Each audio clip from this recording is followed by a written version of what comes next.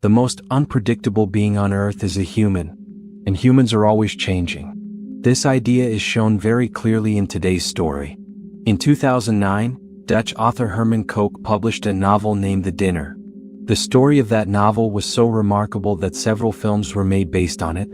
After the 2013 Dutch film Het Diner, the 2014 Italian film I Nostri Ragazzi, and the 2017 American film The Dinner, the fourth adaptation of this novel is today's movie A Normal Family. Released in 2023, this South Korean drama film has a rating of 7.1 out of 10 on IMDb. When so many films are made from one novel, you can already guess how powerful that story must be. Today's movie is based on one such extraordinary story. So hello friends, this story is about two brothers named Jae-won and Jae-woo. Jae-won is the elder brother. He is a defense lawyer who lives a luxurious life in society. His sense of ethics and morality works very little when money is involved. Jae-won has a daughter named Si-in-ju. After his first wife passed away, he married a younger woman named Jisoo. And recently, a baby girl was born into their family. On the other hand, Jae-won's brother Jae-woo is a doctor. His wife, Yeon, works in an NGO. They have a son named Si-hoo. The elderly mother of Jae-won and Jae-woo now lives with Jae-woo. Now let's get into the story. At the beginning, a baseball player is shown driving somewhere with his daughter. Suddenly, another car hits them. The player becomes angry and demands an apology from the driver. Instead of apologizing, the man starts arguing and uses extremely harsh language. The baseball player then takes a bat from his car and hits the driver's vehicle. In response, the driver intentionally drives his car toward the player. The player loses his life on the spot. The player's daughter, Kim Nari, who was inside the car, becomes seriously injured. People gather around, call the police, and take Kim Nari to the hospital. At the hospital, Dr. Jae-woo becomes responsible for Kim Nari's treatment. Meanwhile, Jae-won returns home from work, meets his baby daughter, and then goes to see his wife Jisoo. Jisoo regularly works out to keep herself fit. At that moment, Jae-won's older daughter, Si-in-ju, sees him talking to his new wife and leaves the room. When Jae-won goes to speak to her, Si-in-ju says that she is going to meet Si-hoo. During dinner, Jae-won watches the news about the accident on TV. Right then he receives a call regarding the case. He learns that the person responsible for the incident is the son of the owner of Ozon Group of companies. They are willing to pay whatever amount is necessary for the case. For the sake of money, Jae-won agrees to take the case. Meanwhile, Jae-woo checks on Kim Nari's condition at the hospital. The girl's mother asks whether her daughter will ever be able to live normally again. Jae-woo reassures her that she will be able to do everything again. She just needs time. Jae-woo then informs the junior doctors that Kim Nari needs another surgery, so they must be ready. But the junior doctor says the family still hasn't paid the hospital bill.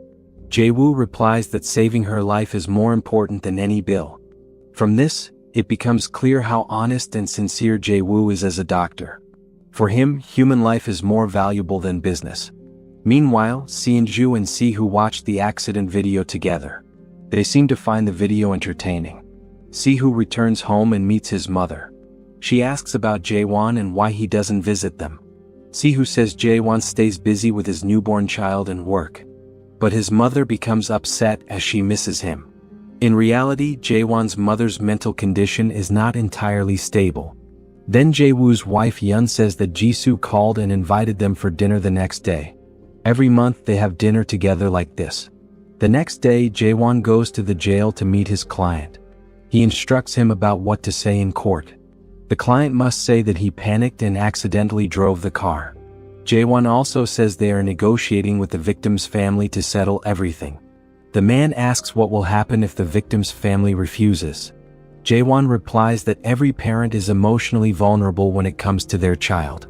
He believes the family will accept financial support for their daughter's treatment. Of course, they will agree to settle with us. On the other hand, when Si-hoo arrives at school, two classmates start teasing him on the street. But when Si-in-ju starts recording it on her phone, they leave.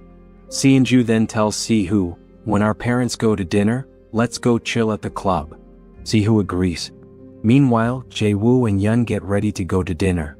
Yeon calls Si-hoo and tells him to eat dinner at home that night. But without informing anyone, Sihu and Seonju go to the club together. When Yun and Jae-woo arrive at the restaurant, the doorman greets them. Just then Jae-won and Jisoo arrive, and the doorman quickly rushes to greet them. Yun says, "Your brother has money, that's why the doorman went to greet him first. In this world, money is everything." Then they enter the luxurious restaurant where they will have dinner. While eating, they begin discussing family matters. Jae-won says that he wants to shift their mother to a nursing home. She will be much better there as they will take good care of her. Besides, Sihu is growing up and needs a peaceful environment to focus on his studies. Jae-woo says, "What if mother doesn't want to go?" Actually, he objects to sending their mother to a nursing home. Jae-won says, "We have no other choice. And that place is only called a nursing home. In reality, it's just like a 5-star resort." Meanwhile, Sihu and Seonju drink at the club. When Yun calls Sihu, he doesn't answer, which makes her very worried. At that moment, Jisoo comes to talk to her. Jisoo asks, "Can we be friends?" Yun replies, "No. I would feel uncomfortable." In truth, Jisoo is much younger and very beautiful, which makes Yun feel a little insecure around her. On the other side, Jae-won arrives and tells his brother, "There is a patient named Kim Nari at your hospital. I'm handling that case." Jae-woo says, "So you can do anything for money, right?" Jae-won says that his client acted in self-defense and that he will tell the victim's mother to settle everything. He also adds that they must save the girl no matter what. Jae-woo says, "Her husband has passed away. Her daughter is in the hospital. And you want her to settle everything?" Jae-won replies, "I'm doing my job according to the law. And you as a doctor should do your duty as well." When they leave the restaurant, Jae-woo and Yun stand waiting for their car. Once again, Jae-won's car comes out first. At that moment, Jae-woo is standing on the street. Jae-won drives very fast toward him and stops right in front of him. Then he says, "If I had run you over right now, would it be called a violent act?" "No, it would be an accident because you're standing in the wrong place. This is a road meant for cars, not for standing." Meanwhile, Sihu, who is drunk, begins searching for Seonju everywhere. He goes into a room and finds Seonju kissing someone. Seeing this, he becomes upset and calls her out, walking away. Seonju follows him. On the street, Sihu begins kicking a trash bin out of frustration. Seonju comes there and also starts kicking the bin. The two of them keep kicking the bin together, and strangely, it makes them feel happy. At night, when Sihu returns home, Yun asks where he was and why he didn't answer the phone. Sihu says he didn't realize when his phone switched off. Yun asks, "Did you drink?" Sihu stays silent and locks himself in his room. The next day, Yun comes to talk to Sihu's teacher. The teacher tells her that he is falling behind in activities and needs field study experience. The teacher suggests arranging his field study at his father's hospital. Yun calls Jae-woo and tells him what the teacher said. Hearing this, Jae-woo says it's good news. But when Yun says she wants Sihu to do the field study at his hospital, Jae-woo becomes hesitant. Yun becomes upset and hangs up the phone. Meanwhile, in court, Jae-won tells the judge that his client panicked, lost control, and unintentionally caused the accident. He says the man is so remorseful that he wants to take responsibility for the victim's family. Because of this, the judge grants bail. The next day, while driving Sihu to school, Jae-woo says, "If you're not interested in field study, then it's better not to do it. I want you to become successful." Sihu replies that he isn't interested, but Jae-woo encourages him anyway. Deep down, Jae-woo didn't want his son to come to his hospital for field study. Meanwhile, Yun arrives at her office. While watching a documentary about a family from their NGO, she remembers her own past. She suddenly breaks down in tears. She remembers how much she struggled to come this far in life. A little later, while having lunch with a friend, she sees a news report on TV. 2 teenagers have brutally attacked a homeless man on the street. The report says Sihu and Seonju, both drunk the previous night, repeatedly assaulted a homeless man. Yun starts to suspect Sihu. She rushes home and watches the video again. This time, she feels certain that the boy and girl in the video are none other than Sihu and Seonju. Yun immediately checks the outfit Sihu wore that day. She finds blood stains on it. Yun quickly washes the shirt so that no evidence remains. When Sihu returns home at night, Yun goes to talk to him. She mentions the video and says, "The boy was wearing the same outfit as you." But Sihu denies it. Yun says, "Yes, that wasn't you. It must be someone else." She hugs him tightly. Even though Yun clearly knows the boy in the video is her own son, she chooses to ignore the truth, only to protect him. The next day, Seonju visits her father's office. She tells Jaewon she has something important to say. Seonju explains everything about that night but says it happened to a friend, not her. After sharing everything, Seonju asks, "Dad, from your point of view, is this a crime?" Jaewon stays silent. As an experienced lawyer, he understands everything immediately. He begins to suspect Seonju. So when he gets home, he checks the dress Seonju wore that day. After seeing the exact same dress on the girl in the video, he realizes Seonju was directly involved. Jaewon becomes very scared after watching the video. The next day, Jaewon visits the hospital to check on the victim. The man's condition is not good. He hasn't regained consciousness. Later, Jaewon and Jae-woo go to the nursing home to complete some formalities for their mother. Jaewon says, "As a father, I know how weak we become for our children. Mother probably feels the same way about us." Jae-woo asks him to speak clearly. Jaewon says, "A video of 2 teenagers has gone viral. It's also on the news. Have you seen it? The boy and girl are beating a homeless man with no mercy. I think they are our children.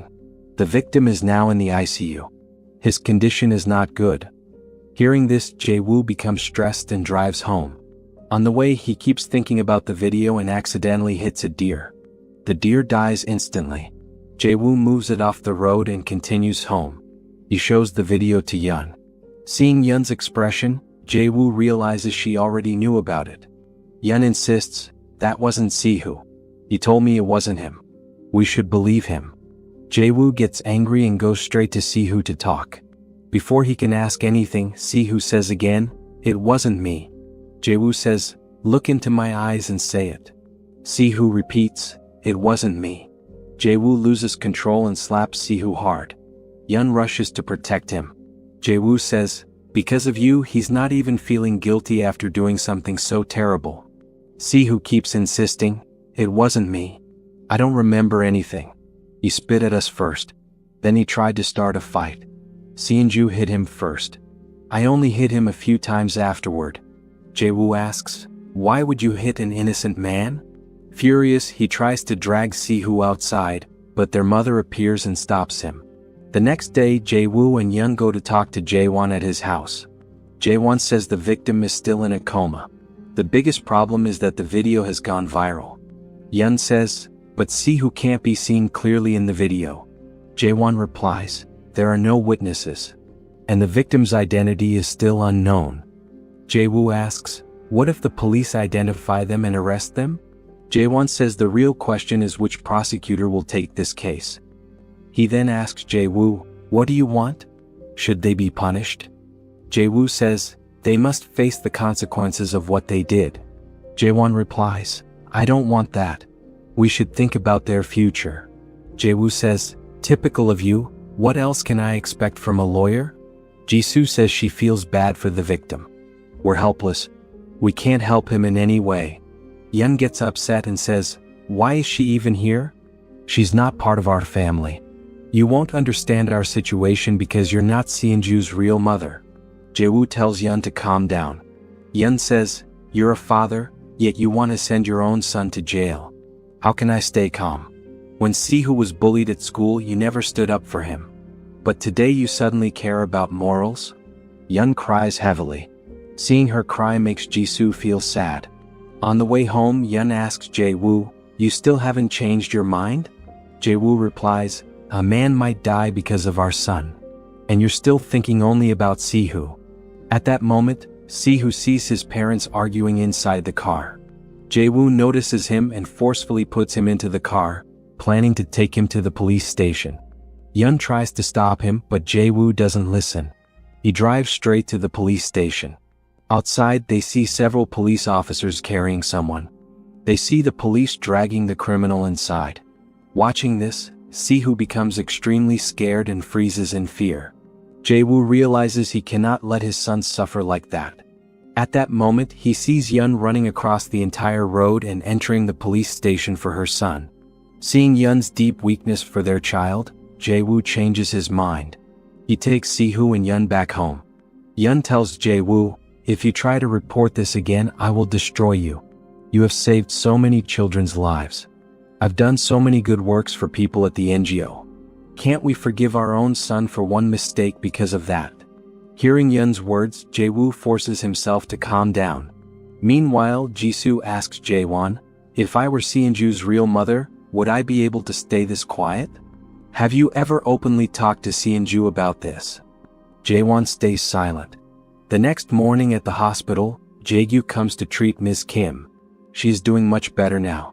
At school, when Seonju comes to talk to Sihu, he asks, "Why did you tell Uncle about everything?" Seonju replies, "The video went viral. And I told Dad it was a case about a friend. But you told your father the whole truth." Sihu says, "Yesterday Dad wanted to take me to the police station but Mom stopped him. That's why he couldn't do anything." Hearing this, Seonju becomes shocked. Meanwhile, Jae-gyu goes to church and cries in front of God. He cannot decide what to do. On one side is his moral responsibility, and on the other side is his son's future. At the office, client comes to talk to Jae-won. Jae-won tells him to visit Miss Kim in the hospital so he can show he feels remorse. But the client tells Jae-won to go instead and says, "We pay you enough money. Why should I do this?" Jae-won finally understands that the criminals he has been protecting all these years never truly feel guilty. Jisoo tries to talk to Seonju, but Seonju ignores her and leaves the room. Jae-won sees this. Jisoo tells him, "If we try to cover her wrongdoing, will everything become normal? Will it be good for her? I'm afraid she might harm our daughter someday." Jae-won has no answer. The next day, the homeless man passes away. Jae-won attends the victim's funeral and sees the man's elderly mother crying over her son's death. Meanwhile, Seonju finds out she has been accepted to the college she applied to. She becomes extremely happy and immediately calls Jae-won to tell him. Jae-won had promised that if she got accepted, he would buy her a car. But Jae-won informs her that the homeless man has died. Instead of feeling sad, Seonju says, "Then we won't have any problems now, right?" Jae-won says nothing. He realizes the case has now become even more complicated because of the victim's death. He calls Jae-woo and informs him. The entire family becomes tense. That night, Jisoo sees Seonju playing with her younger sister. This makes her feel increasingly terrified. Meanwhile, at the hospital, Ms. Kim's condition suddenly worsens. Jae-gyu tries desperately to save her. She is taken into the surgery room, and after immediate operation, Jae-gyu successfully stabilizes her. The next day he spends time with Sihu. He asks why Sihu hid everything from them. Sihu says Seonju stopped him from telling anyone and said no one must ever find out. Jae-gyu says, "I don't want to hear what she told you. I want to know what you think." Sihu cries and says, "I was scared. I didn't know he would die. I didn't hit him that hard. They hurt me way more when they bullied me. They beat me so badly, but I didn't die. So why did that man die? I should surrender. You must feel so ashamed because of me." Jae-gyu holds him and says, "I'm always with you. But from now on, you must become a good person." Sihu says, "Dad, from now on I'll be a good person. I'll study properly and become a good doctor like you to help people." Hearing these words, Jae-gyu hugs him tightly.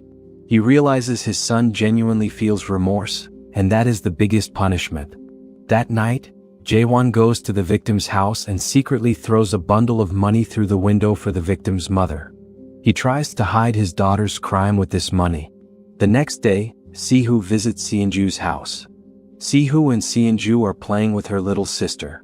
When Jae-won enters the room, Sihu thanks him. Seonju shows her father a picture of a car and says, "Dad, you promised you'd gift me a car." But Jae-won doesn't say anything and leaves the room. He asks Jisoo why she isn't ready yet. They have dinner plans. Jisoo says she shouldn't go because that day Yun clearly told her she has no place in their family matters. That's why Jisoo doesn't want to attend. But Jae-won says, "This is our family matter. You should be there." Hearing this, Jisoo agrees. Suddenly, Jaewon receives a notification from the baby monitor in their younger daughter's room. The sound detection alert came because the child was crying. Jaewon checks the CCTV footage from the baby's room. Later, all four of them go to the fancy restaurant again for dinner. While eating, they continue their family discussion. Jaewon says, "I talked to a prosecutor to hear his thoughts. He said, they said both of them will be marked as guilty." Hearing this, Yeon says they thought the case was already closed. She asks why he is bringing all this up now. Jaewon replies, "Jaegyu, when you wanted to report it earlier, I wondered how a father could do something like that. But now, I feel the exact same way." Jaegyu asks why he suddenly changed his mind. Jaewon says he changed his mind after speaking with the prosecutor. He says, "Finally, I understand what I should do." Yeon asks what he is talking about and tells him not to let everything fall apart at the very last moment. Jaewon says he will take Seonju to the police station. Yeon becomes shocked and says, "You said everything was settled. Why are you making this decision now?" Jaewon replies, "A man lost his life. Covering this up, will that truly help our children? If Seonju's mother were alive, she would have already done the right thing." Jisoo says it was extremely difficult for them to make this decision. Yeon gets angry and tells Jisoo to stay out of it.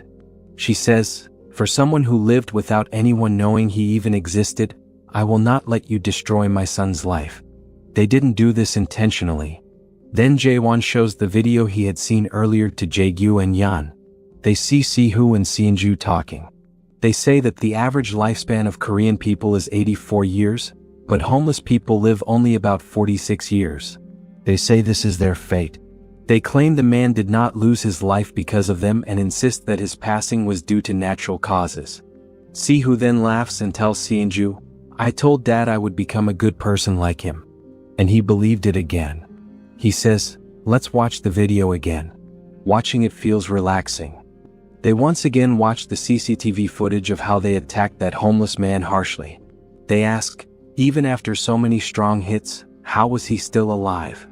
After watching the whole video, Yeon and Jaegyu finally understand that the two teenagers intentionally harmed the man, and they feel no remorse at all. Instead, they seem relieved that he is no longer alive.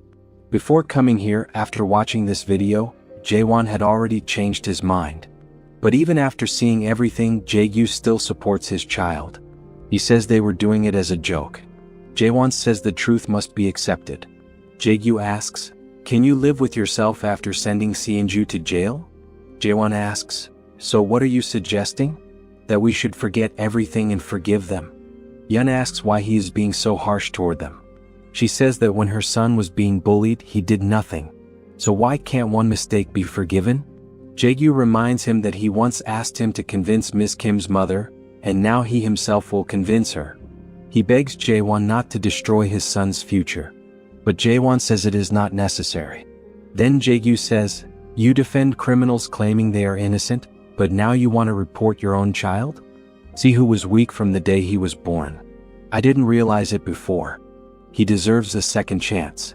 Jaewon replies, "Even after giving him a second chance, if he commits such acts again, then this is the right time to correct him. They must face the consequences of their actions." Jaegyu becomes furious and says, "You will not report them. I won't let you." Jaewon says, "We lived under the same roof for 20 years. Do you really think I'm lying to you?" Jaegyu grabs his collar and shouts that if he goes to the police, he will harm him. He says, "He is my child." Then he storms out of the place. Jaewon and Jisoo walk downstairs together. Jisoo realizes she left her phone upstairs and goes back to get it. Meanwhile, Jaewon waits for her outside on the road. At that moment, Jaegyu drives his car at high speed and hits his own brother. Jaewon loses his life instantly. Jaegyu used the very same technique he learned from Jaewon to harm him. To save his son, he didn't hesitate for even a second to end his own brother's life. Jisoo comes downstairs and sees Jaewon lying on the road. She realizes that Jaegyu did it intentionally. And that is where the story ends. At the very end of the movie, we see an old family photo where the two brothers are posing with their mother and the rest of their family. Although it was from the past, it shows that people change over time. Jaewon, who once abandoned all his values for money, eventually changed himself for the sake of his child. He regained the values he had lost. He wanted the best for his child because he knew that giving proper correction today would turn his child into a better human being tomorrow. On the other hand, Jae-gyu, who was once an honest and principled doctor, abandoned all his values to save his own son and didn't hesitate to harm his own brother. This story beautifully describes human nature and psychology. I hope you enjoyed this story. If you liked it, make sure to like, comment, and share. See you in the next story. Till then, keep loving. Bye.